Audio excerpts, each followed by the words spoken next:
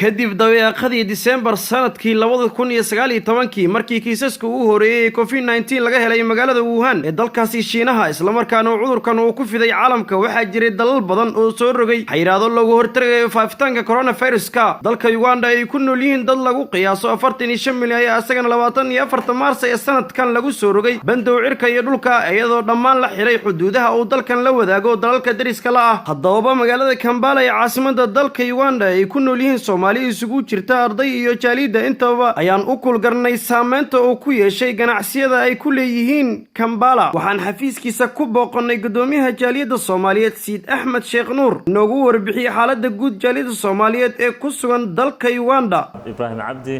iyo sidoo kale TV-ga Kalsan aan u mahadcelinaynaa saameyn balaaran ay ku yeelatay dalka Uganda muddada ugu dambeysay coronavirus waxay soo gaartay 2020 bishii March taariikhdii 20ka lockdown-ku ugu horeysay waxaa la soo rogay muddo 31 cisho kadib waxa la dhahay qofna mooto ma raaci karaan baabuurna lama raaci karo maalmihii baabuurka la fasaxay gawaaridii oo brefatka waxa loo fasaxay darawalka iyo laba qof marka report oo madaxweynaha la gaarsiiyay ay jirtay xiligaasi oo ahay dadka waxay isticmaalaan special hire ama taxi ahaan bay u isticmaalaan sida darteed muddo isbuuc kadib ama muddo 5 bir kadib ayuu wuxuu sameeyay wax socon kara ma lahan u dhahay coronavirus markay soo badatay xiliga ugu horeysay gawaarina ma socon karaan sidoo kale mootooyinka waxa loo ogolyahay xamuulka oo kaliya bajaajka sidoo kale xamuulka kaliya loo ogolaaday gawaarida totally wala istaajiyay aan ka ahayn dadka kambaniyada waaweyn u shaqeeya sida bangiyada iyo kaalin stationada ama petrol stationada ama stoorada dadka leh ayaa waxa loo ogolaaday in gawaaridaasi hal qof darawalka bis inuu wado oo shaqadiisa uu ku tago runtii markii loo baxo khasaaro weyn ayuu nasoo gaarsiiyay jaaliyadahan iyo ummadii oo dhan oo wadanka Uganda ku nooleed waa dareemi kartaa marka deeldaha wadanka dhan uu cakiran yahay wadanka uu xiran yahay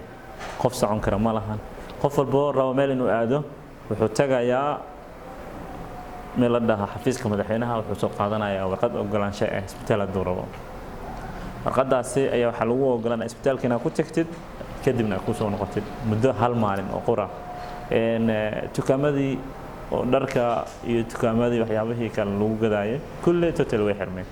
waxyaabaha furnayna waxa kamid ah supermarketyada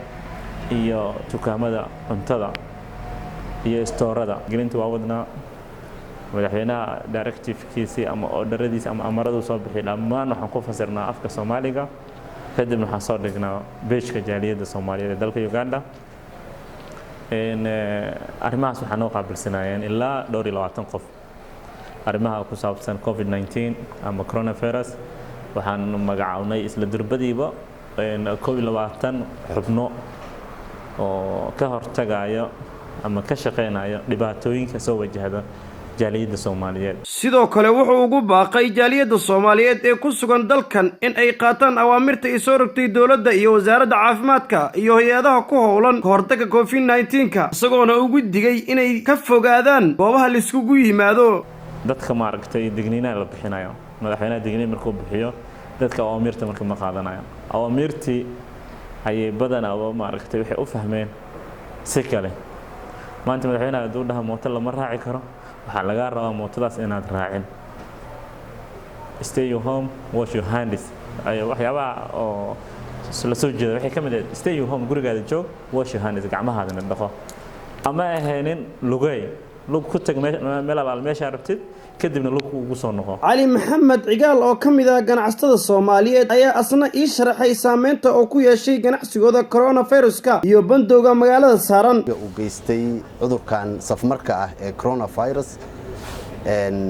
kulay wadanka Uganda waxa la oran karaa waa wadamada ugu safe garaysan ee wadamada East Africa ku yaala wali wax dhimasho ah lama soo naadin dadkii uu cudurku marayna intoodii badnaa boqolkiiba waxa la oran karaa 45 way ka soo raysteen cudurkii laakiin wuxuu keenay xanibaado fara badan oo xagga businesska ah isku socodka ah bulshada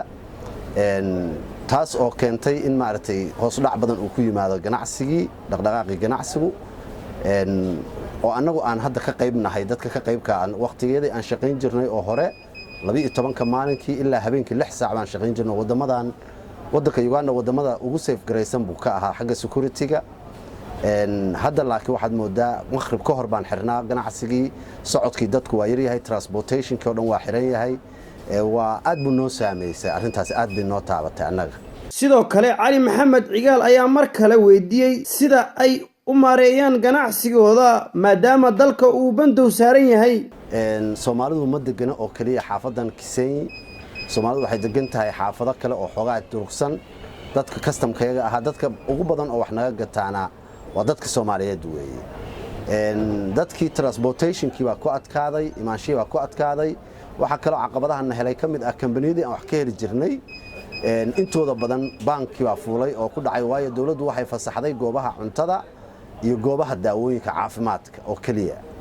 marka waxyaabo badan oo merchandise-kii kaleeta ahaa oo aanu iibin jiray ama dhanka Kenya nooga imaan jiray oo dhan way naga xamnimeen laga soo bilaabo 24 Maars ee sanadkan aan ku jirno 2020ka wali waxa bandow ah guud ahaan dalka Uganda iyadoo dawladda Uganda ay wado qorsheyn sidii loogu qafiifin lahaa bandowga dalka saaran Abduhaab Ibrahim Abdi Kalsan TV magaalada Kampala ee caasimadda dalka Uganda